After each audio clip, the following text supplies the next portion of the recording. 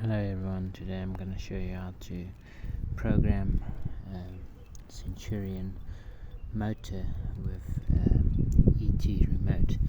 So you're going to have a receiver like this for your E.T Remote that's connected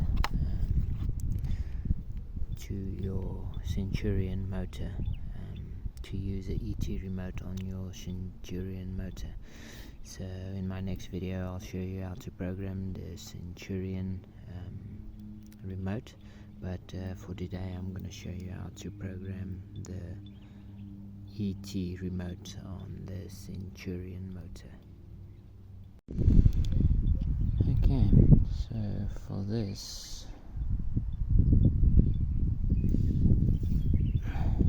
we're going to have to bridge out and the P pins on the Centurion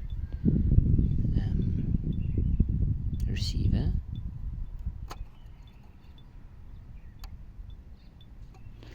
and then you press the button that you want to program it with.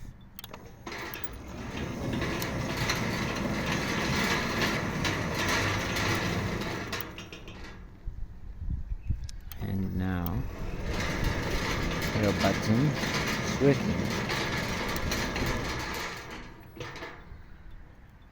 So please like and subscribe. I'll attach the video that shows you how to program the Centurion remote to the Centurion Gate Motor in the next video.